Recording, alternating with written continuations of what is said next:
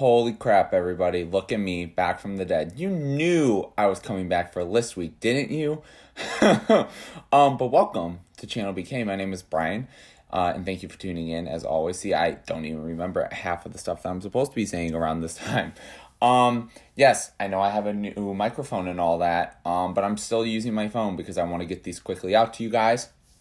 Again, these are the beginning of list week. It's going to be the same as last year. I was thinking of different ideas and whatnot for new lists, but I'll explain more in detail in certain videos as to why. And also, if you follow me on Twitter and all that, if not, it's whatever, I'll say it here as well. The classic reviews won't be out till the new year, and as well as the movies. Obviously, the movies I always wait till then. But guess what? This one is simple because I already have it. It's the top 5 concerts of 2019. It's going to go by quick. Well, not too quick because I do want to talk about it a little bit. And I think I have a lot of cool stuff to talk about with these concerts. So without further ado, let's get into it. So I do have honorable mentions. Earl Sweatshirt, great performer. Saw him back in April at St. Andrews Hall, And then Clipping, which I actually saw in Toronto when I went with my girlfriend. It was really cool. I really wanted them to be on the list because I thought they sounded great. I even met David. I talked to him for a little bit. It was awesome. But sadly, they did not make it on the list. But yeah, let's get into it. Number 5, we got Pup. Rat Boys and Casper Skulls were the openers. I'll be honest, they were okay. They were kind of just, simple, kind of like, oh, okay, like they sound fine and whatever. I went with my friend Raina to see them. Saw them at the Crowfoot in Pontiac. And first off, it was absolutely bonkers, which terrified me because if you watched my top 5 concerts last year, you learned that I almost got killed at Brockhampton, which was fun. But this concert was ridiculous, but Pup sounded incredible. They were amazing. They obviously did a lot of their new album Orbit stuff, which I really, really liked. They did a lot of great stuff on their past 2 albums as well. They just sounded fantastic. They had a lot of fun with the audience. They did a really good job. This was a band that I was sort of really excited to see. I ended up buying tickets last minute because, again, it was sort of a last minute, you know what, I'll go see them, why not? And they were awesome. The best part of the night was how I saw my old manager in sort of like one of the pits, and I just heard my name being screamed at me, and I turned and she was there. It was really wild because I remember that's how her and I connected, was her liking Pup and like Jeff Rosenstock and stuff. But yes, definitely really good show, really great. Number 4 was Injury Reserve. They were at the L Club. And also really quick too, just to explain, yes, some of these have videos, some of them have pictures as well. I forgot to say that before I did the list, but whatever, we're still going with it. Body Meat and Slauson Malone opened the night. Body Meat was decent. He kind of just was kind of like an R&B kind of indie sort of pop, weird experimental guy. He was cool. He seemed like a nice guy. Slauson Malone, I liked his album. I didn't know how he was gonna fare live, and yeah, it was an experience. It kind of was like a haunted house. It was kind of terrifying. It was really crazy. But Injury Reserve, I love Injury Reserve, and they were phenomenal. It was awesome. They had all of us come on stage for their final 3-man weave, or their encore, which was awesome. As you can clearly see from these videos. Again, got to meet them as well. I got to talk to them a little bit. They seem really nice. They are really genuine guys. Richie apologized to me because he was like, because he remembered me from the front row and he thought that his crotch was in the way the whole time. To be honest, it really wasn't. I was just looking up the whole time. They did a lot over their career. They did obviously their self-titled debut album. They did Live from the Dentist Office stuff. They did Floss. And they did Drive It Like It's Stolen EP.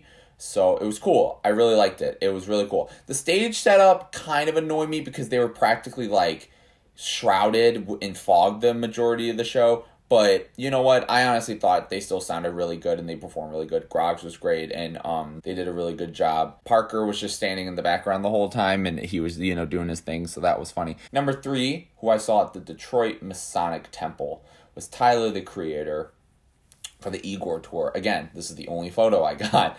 Goldlink and Jaden Smith opened the night. Goldlink, don't really care for that much. He was whatever. Jaden Smith, I mean, I haven't been into Jaden Smith stuff, but he was fun. He was jumping around a lot, which was funny. Tyler, though, I think always puts on a great show. Again, love the set list. I love the way he plays with the crowd. I loved his energy. Again, Tyler has always been one of my favorite performers because I think he always has such a great set design. He always has a good set list, and he always does a good job with the crowd. Because again, that's kind of the thing, is you go to shows and it's, what are you expecting? Are you expecting like just like a bunch of songs for hours, or is it like, are you expecting an experience? And he's definitely one of these artists that does a lot during the night. Like, again, he helps interact with us, he has fun with us, he does older stuff, he does, you know, the newer albums, and he sounded great. Like, that's the thing, like, he was going crazy, but he sounded really good. And yeah, and I liked some of the variations of his songs. Like, he did Earthquake a little different, and he did a couple other little things, which was fun. And yeah, I thought it was great. So definitely awesome show. Came back and again just killed it.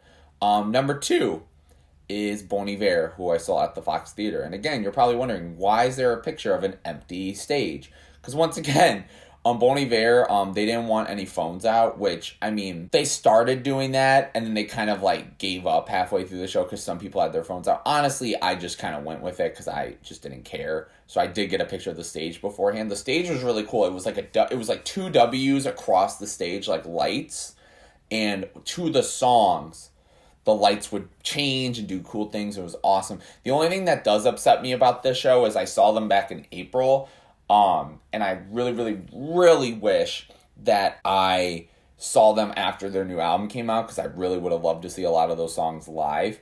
But it's okay. Here's the thing. I wasn't expecting this show to be as rock and roll as it was, but it was. They opened with Perth, and I instantly was so just shook and blown away. Like, I was ready for such an awesome night. I feel like a lot of the songs sounded so, like, it just sounded so different.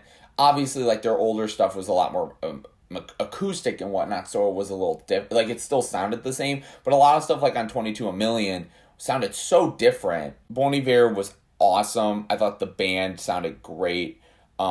Again, this was sort of a concert where it was like, he really didn't talk that much. It was just the songs. He talked like a few times for like a couple minutes about stuff.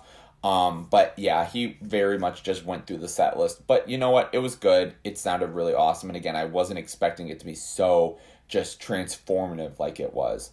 Yeah, Bon Iver, number 2. And number 1, I don't think this would have changed from the moment I saw the show, but it's the singer of Yellowcard, William Ryan Key. So obviously I'm starting with the awesome photo of him and I together. It was the craziest moment for me. I was geeking out. I got a VIP sort of meet and greet. A small group of us that I actually became friends with while I was there. We got to talk to him about a lot. We got signed stuff. We got pictures with him. It was awesome. We had a lot of fun. But the other thing, too, was the openers. Everyone sounded amazing. Like, that was the other great thing, was I think that was why this concert was so great, was everyone beforehand was so good. Signature Mistakes, they're a local group. It's funny because I've seen the lead singer like out and about, like at concerts and stuff, and I've been wanting to talk to him, but I was like, is that awkward? But they sounded pretty good. They sounded like, you know, kind of like a simple pop punk group. And then Corey Wells, which Corey Wells is like my new obsession. He sounded fucking phenomenal. I've never heard of him before this show, and now I'm just obsessed with him. He sounded amazing. And then Selfish Things, which is sort of, again, kind of like another pop punk group. And they sounded great. They had a lot of fun. And then, yeah, Ryan Key sounded great. I loved, obviously, he did practically all of his solo stuff now. But he did a cool selection of songs from the past of, like, Yellowcard. Obviously, he did Only One and Ocean Avenue, which is fine. But he did stuff off of Paper Walls, did stuff, I think, off of, like, Lights and Sounds, did stuff off of Lift a Sail. An amazing show. And he's such a great guy. And he sounded awesome. And it was just so cool to meet him being sort of like a hero, but somehow me being so calm during the whole thing.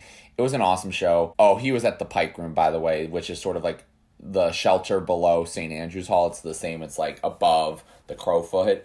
But no, it was amazing. It was such a great experience, and it was awesome. So I can't wait to see him again. And again, I thought all their openers sounded great, or all of his openers sounded awesome. So yeah. But yeah, guys, those are my favorite shows of the year. What were your favorite shows of the year? Obviously, you're all from different states and countries and whatever. So tell me, where were they? Who did you see? What you like about them? Leave it all in the comments below. Were you at any of these shows as well, like with me? Like, were we bumping shoulders? What? It's crazy. Let me know about that. And yeah, guys, we're gonna have more lists as usual. This is just sort of the beginning, but I'll get into more detail in those videos. So thank you guys so much for watching, and thank you for tuning in to Channel BK. Peace out, guys.